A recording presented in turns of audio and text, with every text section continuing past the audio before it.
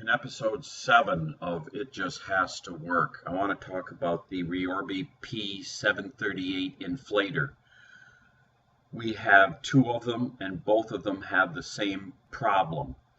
When you go to start it, the motor starts and then stops. Just a split-second run.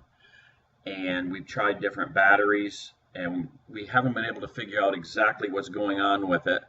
And other people online seem to have the same problem, so I'm going to take mine apart and see if I can figure out what's going on. Maybe it's a switch, maybe it's a wire. We'll find out. So in the following clip, you're going to see exactly what I'm talking about, what the failure is.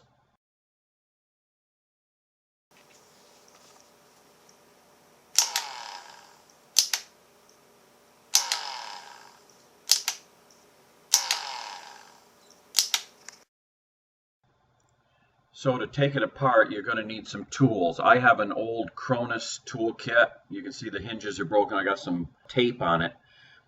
I don't like the Chinese versions. If you can find an old Cronus, they work so much nicer. So here's the 9 screws you've got to take out. And you're going to find that some of them are very easy and some of them are quite hard because they're in the body of the inflator so deep that a normal bit will not reach. Now the screws require a Torx T15 bit, and the bits that are in my Cronus kit will not reach all the way to the bottom, so we had to use a jeweler's screwdriver and a pair of pliers to get the deeper ones out. But if you happen to have a T15 Torx screwdriver, you would probably be able to get them out. Now once you get all the screws out, the decals are holding the unit together, the two halves. So you have to take a razor blade or a sharp knife and cut both of the decals, and then the two halves will separate. Now with the two halves separated, now we're ready to dive into the innards and see what's going on. So as you can see, I've got the tools laying there, and I've got my ohm meter because I'm going to ohm the switch because I suspect it's the switch that's acting up.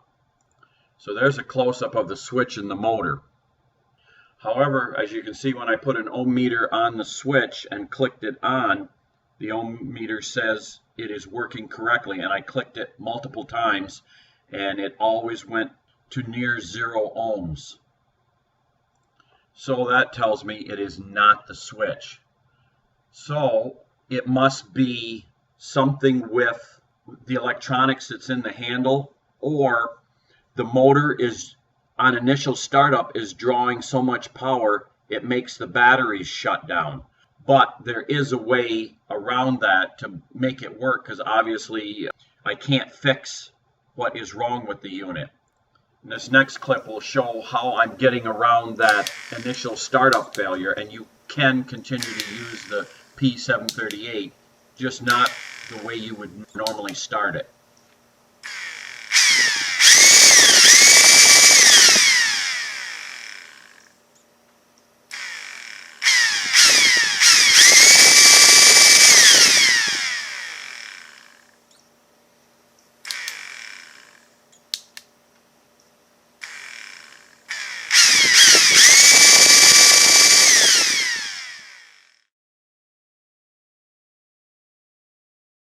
So, what have we learned? It's not the switch. It doesn't appear to be the batteries. It appears to be either the electronics in the handle or the motor itself.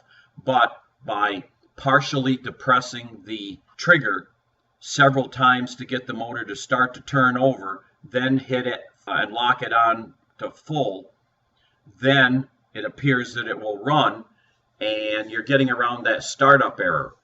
Not the best, however, short of buying a new one, and we bought 2 and both of them acted up, so I don't know the odds of getting a new one and having it work. So we're going to go with this workaround for now.